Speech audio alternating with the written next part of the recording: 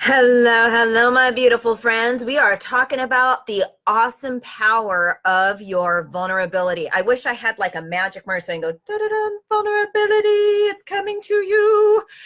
Vulnerability is one of the things that I find for both men and women is something that prevents them from having the love. Fear of vulnerability is something that prevents them from having the love that they want and deserve. Remember, as a human being, you and I are desiring and knowing that we can have three things: power, which is the power of choice, the power to be free; love, right? We all deserve to have love in our lives, and that kind of love where we are heard, validated, and received for being the beautiful beings that we are. And then, of course, the security, the emotional security, physical security, even spiritual security. So these are primordial needs of every human being. And I should say rights. These are primordial rights for every human being on the plane, because our source has promised us life and life in abundance. It's what we want, and it's what our rights are, people. So this thing of love and vulnerability. So it's like we live with these walls up. And the reason is because, we want to protect ourselves from being hurt, right?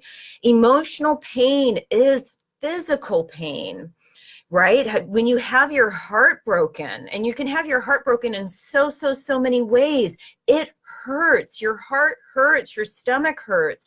It affects you on a very deep level. And so the natural thing is, if something hurts, then I need to protect myself and pull away. And what I've learned through the practice of meditation, this is very important, is actually you don't pull away from the things that hurt, you lean into what hurts. And I know that sounds crazy, but when you tense up and pull yourself away from anything that hurts, you actually lock it in the body. It's actually staying there. It creates what's called a samskara. It creates some negativity. Remember, we've been talking about soul loss. So if you've had the soul loss and you have all this stuff, and then you're holding on to this pain, you are blocking yourself from feeling more and more love. And so the technique is to relax into the pain, is to relax into any pain that you have had from your parents, from your friends, from past lovers, is just to relax, because in relaxing, the body will begin to release it. Now, this is something very important that Spirit laid on me this morning, laid it on me. Understanding leads to intelligent action. That's a writer downer, people. It's a writer downer. Get your pen out. Let's write it down. Understanding leads to intelligent action. Now, I am telling you to relax and to lean into your own pain. I'm not telling you to relax and to lean into people who are harmful and situations that are harmful. You should always be, or strive to be, authentic. But that doesn't mean that you go into places that are not safe and give people all your stuff and open up your heart and pour yourself out to people who can't hold the space for you. You know what I'm talking about.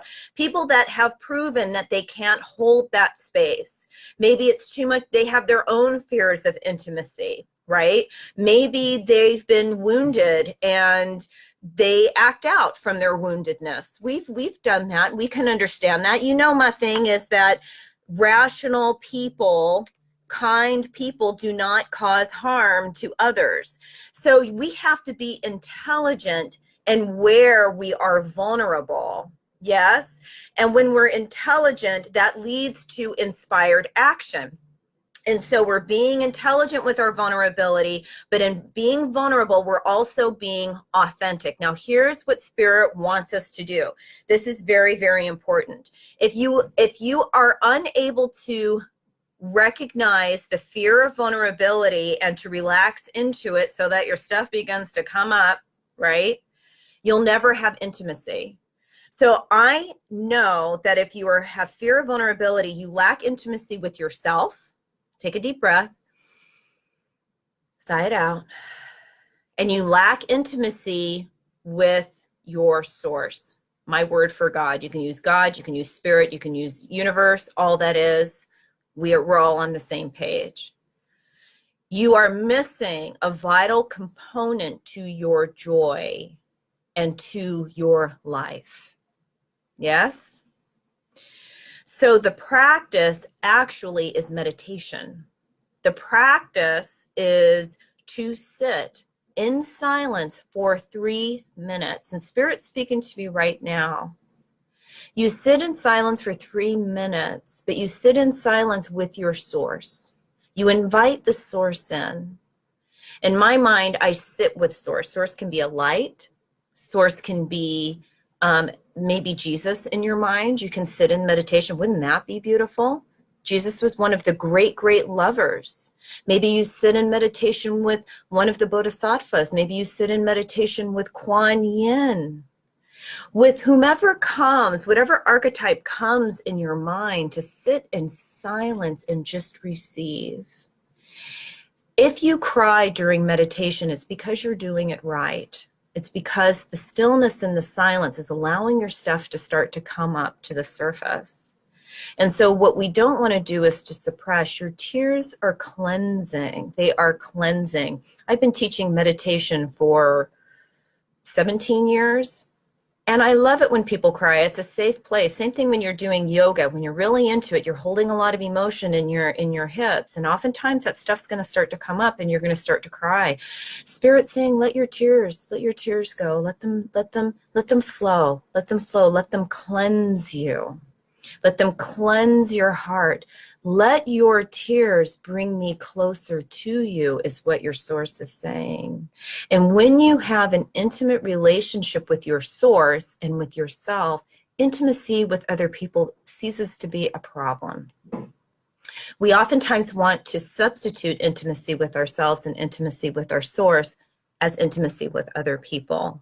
And then we can't really find it, right? Because people always tend to disappoint us. We put them up on a pedestal and then they don't meet our expectations. Well, it's because we need to meet our own expectations, yes? Yes, I know. It's good stuff for a Tuesday or a Wednesday or whenever you're watching this. So take a deep breath, sigh it out, make a commitment to the love that is your birthright, your divine birthright, your divine birthright, by sitting in silence for 3 minutes with the lover of your soul. What could be better than that? Anyways, we got to end it. Look, I got new cards by Alana Fairchild. I'm so excited. Look, I match. I didn't even do this. I did this unconsciously. I'm in the Rumi Oracle. I just got these. I'm so excited. So let's see what they have to say. How are we going to finish today off, or this evening, or whenever you're watching this? I am so thrilled that you're here. You know, I say that every time because I mean it, I mean it, I mean it. Okay, so which one should we choose? You ready? Oh, yes, it is Tarot Tuesday.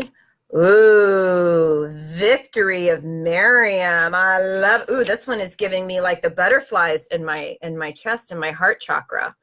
I love it. Isn't that beautiful? That is so gorgeous. I just love these cards. These are like my other favorite, one of my favorite cards that she has. There was one, I love Journey of Love. There was one that I bought from her that was not my favorite. So I don't just love everything indiscriminately. You know, I do have things that I like more than others. This oracle brings you a message of affirmation and success. So let's just drop the mic and go on with our day right there. Your victory is already assured. I love that. See, if you put yourself in the way of this, the thing that you want is already on its way to you. Isn't this beautiful? You are being led into it now. No matter if you believe it is not possible and you are placing more faith in the appearance of the distraction, ooh, this is important, this is deep, people, or obstacle than in utter success.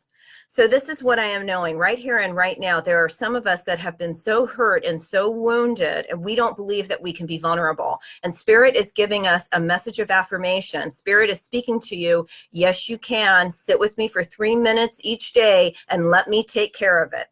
No matter if you have forgotten for a moment that the divine lives in you as you, and that apparent failure is only a part of the process, the plan through which learning happens. There's no such thing as failure. There's only feedback. That statement, by the way, was life-changing for me. Life-changing, people. Serving the ultimate holy victory. Yes, your victory is inevitable. Don't you love it? High five yourself. I know. Well, I got to go. After all that, we have to go on with our day. We can't just sit here and commune, for hours and hours, although I would absolutely love to. And I am thinking about doing a weekend retreat in January. So you might want to stay tuned for that. All right, my beautiful friend. I will see you tomorrow. Bye.